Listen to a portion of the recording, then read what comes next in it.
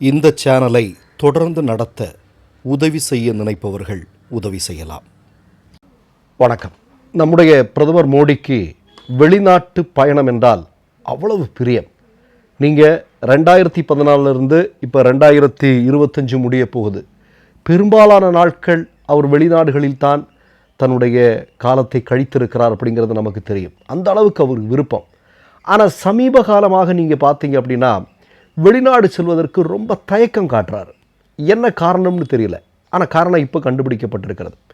இப்போ நீங்கள் பார்த்தீங்க அப்படின்னா சமீபத்தில் இப்போது லேட்டஸ்ட்டாக சவுத் ஆஃப்ரிக்காவில் நடக்கக்கூடிய G20 மாநாட்டில் மோடி கலந்துக்கிறார். பல நாட்களுக்கு பிறகு உலக தலைவர்கள் எல்லாம் கலந்து கொள்ளக்கூடிய ஒரு நிகழ்வில் மோடி கலந்துக்கிறார் அப்படிங்கிறதே நமக்கு ஒரு ஆச்சரியமான விஷயம். ஏன் நான் அதை ஆச்சரியம்னு சொல்கிறேன் அப்படின்னா, சமீபத்தில் கொஞ்ச காலத்துக்கு முன்னாடி மலேசியாவில் ஏஷியன் மாநாடு அப்படிங்கிற ஒன்று நடந்தது. அதில் மோடிக்கு அழைப்பு இருந்தது. ஏன்னா அவர் இந்தியாவினுடைய பிரதமராக இருக்கிறார், உலகின் மிகப்பெரிய ஜனநாயக நாட்டினுடைய பிரதமராக இருக்கிறார். அதனால் அவருக்கு அழைப்பு விடுக்கப்பட்டிருந்தது. ஆனால் என்ன, தலைவர் அங்கே போகலை. அதே மாதிரி நீங்கள் பார்த்தீங்க அப்படின்னா peace in the Middle East, அதாவது இஸ்ரேல் பாலஸ்தீன் பிரச்சனை போயிட்டுருக்கு இல்லையா, அங்கே அமைதி வேணும் அப்படிங்கிறதுக்காக உலகத்தினுடைய மிக முக்கியமான தலைவர்கள் எல்லாம் ஒன்று கூடி ஒரு மிக முக்கியமான மீட்டிங் நடத்துகிறாங்க. இதிலையும் மோடிக்கு அழைப்பு இருக்கிறது. ஏன்னா உலகின் மிகப்பெரிய ஜனநாயக நாட்டினுடைய பிரதமராக இருக்கிறார் என்பதற்காக. ஆனால் அங்கேயும் மோடி போகலை. பயங்கரவாதிகள் இந்தியாவுக்குள்ள தாக்குதல் நடத்துகிற நேரத்தில் கூட தலைவர் வெளிநாட்டுக்கு போகிறதுக்கு வாய்ப்பு அடைஞ்சா ஓடிடுவார். ஆனால் இந்த நிகழ்வுக்கெல்லாம் மோடி போக மாட்டேங்கிறார். என்ன காரணம் அப்படின்னு விசாரித்து பார்த்தீங்கன்னா அங்கே தான் நமக்கு ஒரு பெரிய விஷயம் கிடைக்குது. என்னென்னா, இந்த மாநாடுகளில் எல்லாம் மோடியினுடைய ஒரு காலத்தில் ரொம்ப பெஸ்ட் ஃப்ரெண்டாக இருந்த ட்ரம்ப் கலந்துக்கிறார். ட்ரம்ப் கலந்துக்கிற மாநாட்டில் மோடி கலந்துக்கிற மாதிரி இல்லை. ஏன் மோடி இந்த அளவுக்கு பயப்படுகிறார்? ஏற்கனவே ராகுல் காந்தி சொல்லியிருக்காரு, ட்ரம்பை பார்த்து ரொம்ப ரொம்ப பயப்படுறார் மோடி அப்படின்னு. என்ன காரணம்னு பார்த்தீங்கன்னா, இப்போ இந்த ட்ரம்ப் கலந்து கொள்ளக்கூடிய மாநாட்டில் மோடி போய் கலந்துக்கிறான்னு வைங்க, பக்கத்தில் கூப்பிட்டு உட்கார வச்சுக்கிட்டு நான் தான் பாகிஸ்தான் இந்தியா போர் நிறுத்தத்துக்கு காரணம்னு சொன்னால் என்ன ஆகும்? மோடி சிரிச்சுக்கிட்டு இப்படி தட்டி கொடுப்பார். இப்படி தானே வழக்கமாக பண்ணுறாரு அவர். என்ன தான் பேசுனாலும் ட்ரம்புக்கு எதிராக ஏதாவது ஒரு வார்த்தை, ட்ரம்புங்கிற வார்த்தையை பேசுகிறாரா? இதெல்லாம் அவர் பண்ணுறதில்ல இல்லையா? அப்போது போய் நமக்கு ஒரு பெரிய சிக்கலை ஏற்படுத்துறதை விட, ஏன்னா நம்ம விஸ்வகுருன்னெல்லாம் டெவலப் பண்ணி வச்சுருக்குறோம், அதை டோட்டலாக ட்ரம்ப் உடச்சி விட்ருவான். அப்போ நம்ம அதை போகாமல் இருக்கிறதா நமக்கு நல்ல வழி அப்படின்னு போகாமல் இருக்கிறது. சரி, இதெல்லாம் நமக்கு தெரியும். இப்போது சவுத் ஆஃப்ரிக்காவில் நடக்கக்கூடிய G20 மாநாட்டில் மோடி கலந்துக்கிறார். அடடா பரவாயில்லையே அப்படின்னு பார்த்தா ட்ரம்ப் அந்த மாநாட்டில் கலந்துக்கலை. ஏன்னா சவுத் ஆஃப்ரிக்காவிற்கும் ட்ரம்புக்கும் இடையில் ஒரு மிகப்பெரிய பனிப்போர் போயிட்டுருக்கிறது அப்படிங்கிறது நமக்கு தெரியும். அதனால் இந்த மாநாட்டை ட்ரம்ப் புறக்கணிக்கிறார். அவர் கலந்துக்கலை.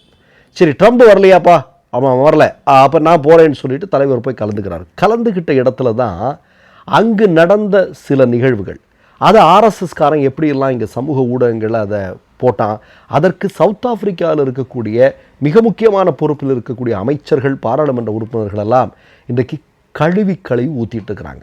எப்படி கழுவி ஊற்றுறாங்கன்னா, முதல் செய்தி, இப்போ நம்முடைய பிரதமர், ஒரு நாட்டினுடைய பிரதமர் இன்னொரு நாட்டினுடைய ஒரு மாநாட்டில் ஒரு நாட்டில் நடக்கக்கூடிய மாநாட்டுக்கு போகிறார். அப்போ அவருக்கு உரிய வரவேற்பு. அவர் இந்தியாவினுடைய பிரதமர் இல்லையா?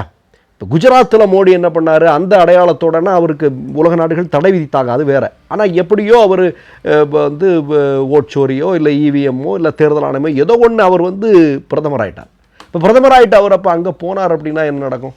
உடனடியாக அந்த நாடு அதற்குரிய இந்தியாவினுடைய பிரதமர், அது யாராக யார் போனாலுமே அவங்களுக்கு மரியாதை உண்டு இல்லையா? நேருவினுடைய நாட்டிலிருந்து வர்றவங்க, காந்தியினுடைய நாட்டிலிருந்து வர்றவங்க, உலகின் மிகப்பெரிய ஜனநாயக நாட்டிலிருந்து வர்றாங்கிறதுக்கான மரியாதை உண்டு. இப்போ மோடி போகிறாரு, ஒரு மிகப்பெரிய ஒரு சின்ன வீடியோவை ஒரு ஆர்எஸ்எஸ்காரன் எடுத்து தன்னுடைய சமூக ஊடகத்தில் போடுறான். என்னென்னா, மோடி போய் ஃப்ளைட்லேருந்து இறங்குறாரு, கொஞ்சம் பேர் அப்படியே சாஷ்டாங்கமாக கீழே விழுந்து கிடக்குறாங்க. பாடுறா, விஸ்வகுரு போனால் அந்த நாட்டில் உள்ளவங்கெல்லாம் காலில் விழுறான் அப்படின்னு சொல்லிட்டு அவன் எடுத்து போடுறான். இது ஆர்எஸ்எஸ்காரன் பூரா பரப்புறான். ஆர்எஸ்எஸ்காரனுக்கு தான் நமக்கு தெரியும் இல்லையா, அவன் மூளை இருந்தால் ஆர்எஸ்எஸ்காரனாக இருப்பானா? சரி, அவன் அதை பரப்புறான்.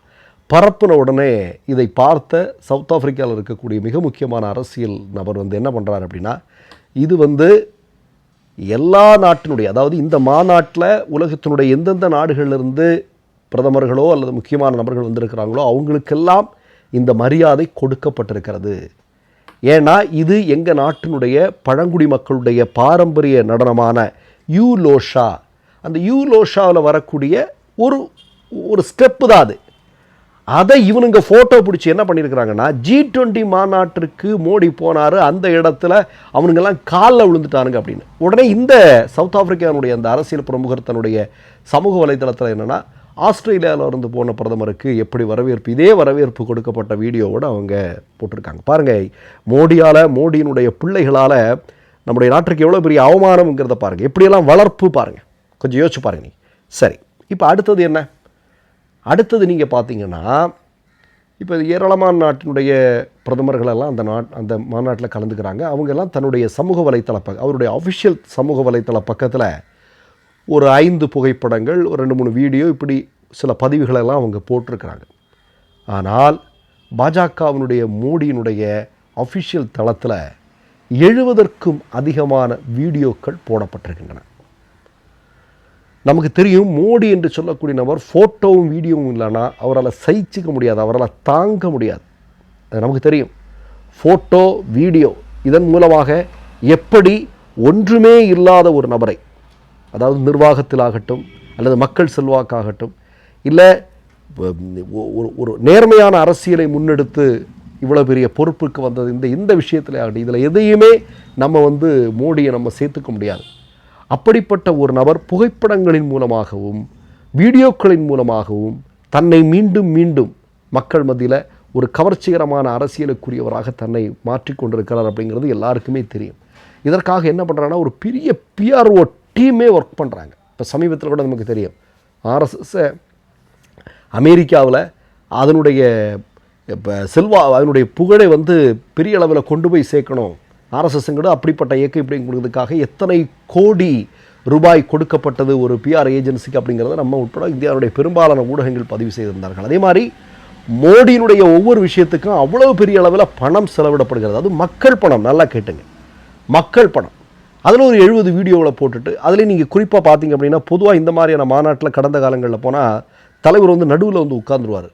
அப்போ உடனே RSSகாரன் இங்கே என்ன பண்ணுவான், அவரை பாரு, மோடி தான் எல்லாமே, மோடியை வச்சு தான் மற்ற தலைவர்கள் எல்லாம் இருக்குது, சீன அதிபரை பார், அவர்கிட்ட என்ன பண்ணுற, அமெரிக்க அதிபரை பார், மோடினா சரண்டர் ஆகிட்டார் இப்படின்னு சொல்லிட்டு ஒரு ஃப்ராடு கதையை கிளப்புவானுங்க இல்லையா. ஆனால் இந்த மாநாட்டில் அப்படி ஒரு குரூப் ஃபோட்டோ எடுக்கிற டைமில் அதை பெருசாக RSSகாரன் போடலை. ஏன்னா கடைசியில் கொண்டு நிப்பாட்ட வச்சுட்டாங்க போல இருக்குது. கடைசியிலேருந்து ஒரு 3வது 4வதோ மோடி அந்த ஃபோட்டோவை பெருசாக இவங்க யாருமே பெருசாக ப்ரமோட் பண்ணலை. அப்போ இதையும் பல பேர் என்ன பண்ணுறாங்கன்னா, எள்ளி நகையாடக்கூடிய காட்சியை பார்க்குறோம். அப்போ ட்ரம்ப் வந்தால் மாநாட்டுக்கு போக மாட்டார், ட்ரம்ப் வரலைன்னா மாநாட்டுக்கு போவார். அந்த மாநாடை எப்படியெல்லாம் தன்னுடைய ஒரு தனி மனிதன் என்கிற ஒரு விஷயத்துக்காக அதை எப்படியெல்லாம் விளம்பரப்படுத்த முடியும், அதன் மூலமாக என்னெல்லாம் அறுவடை செய்ய முடியும் அப்படிங்கிறதான் மோடி தொடர்ந்து செஞ்சிட்ருக்கார் அப்படிங்கிறதுக்கு இந்த G20 மாநாடும் சாட்சியமாக இருக்கிறது. இதில் நம்ம ஒன்று மட்டும்தான் சொல்ல வேண்டியது இருக்குது. இந்த கவர்ச்சிகரமான அரசியல் ரொம்ப நாளைக்கு மக்கள் அதை பார்த்துட்ருக்க மாட்டாங்க. ஏன்னா ஒரு கட்டத்தில் அது இந்த ஆள்கிட்ட இவ்வளோதான் சரக்கு அப்படிங்கிறது தெரிஞ்சிடும், அதோட அவங்க அவ்வளோதான் அப்படிங்கிறதா, அதுக்கான காலம் எப்போவோ முடிஞ்சிருச்சு. அதனால தான் நீங்கள் இன்றைக்கி மன் கி பாத் உரை எத்தனை பேர் கேட்குறாங்க. இன்றைக்கி மோடியினுடைய ஏதாவது ஒரு தேர்தல் பிரச்சாரமாக இதை பார்த்தா எத்தனை பேர் பார்க்குறாங்க. ஆனால் ராகுலுடைய தேர்தல் பிரச்சார வீடியோக்களை பாருங்கள், எத்தனை லட்சம் எத்தனை கோடி பேர் பார்க்குறாங்க. இந்த மிகப்பெரிய பின்னடைவை மோடி சந்தித்திருப்பதற்கான காரணம் அவர் கவர்ச்சிகரமான அரசியலை முன்வைத்ததன் மூலமாக அது மக்களுக்கு இன்றைக்கு நன்றாக தெரிந்திருக்கிறது. அதனால தான் இவ்வளோ பெரிய பின்னடைவை அவர் சந்தித்து வருகிறார். மற்றொரு நிகழ்வில் சந்திப்போம். நன்றி, வணக்கம். மை நேம் இஸ் ரெட் சேனலை சப்ஸ்கிரைப் பண்ணிக்கோங்க. அதுக்கப்புறமா பக்கத்தில் இருக்கிற ஜாயின் பட்டனை கிளிக் பண்ணீங்கன்னா ஒரு நியூ பேஜ் ஒன்று ஓப்பன் ஆகும். அதுலயும் ஜாயின் பட்டனே கிளிக் பண்ணிக்கோங்க. அதுல பாத்தீங்கன்னா credit R debit card options இருக்கு. இதுல உங்களுக்கு விசா, மாஸ்டர் கார்டு, ரிப்பே அப்படின்னு 3 ஆப்ஷன்ஸ் கொடுத்துருக்காங்க. அதுல நீங்க எந்த கார்டு சூஸ் பண்றீங்களோ அந்த கார்டோட நம்பர் என்டர் பண்ணிக்கோங்க. அப்புறமா கார்டோட வேலிடிட்டி மந்த் அண்ட் இயரை டைப் பண்ணிக்கோங்க. அடுத்தபடியா உங்க கார்டோட பின்னால CVC கோடுன்னு சொல்லிட்டு 3 நம்பர்ஸ் கொடுத்துருப்பாங்க. அந்த நம்பர் இதுல என்டர் பண்ணிக்கோங்க. அப்புறமா அட்ரஸ் அண்ட் இன்ஃபர்மேஷன் என்டர் பண்ணிட்டு பைங்கிற பட்டனை கிளிக் பண்ணிக்கோங்க. ஒருவேளை உங்க கார்டு நம்பர் இன்வாலிட்னு காமிச்சிச்சுன்னா உங்க கார்டுல இன்டர்நேஷனல் யூசேஜை எனேபிள் பண்ணுங்க.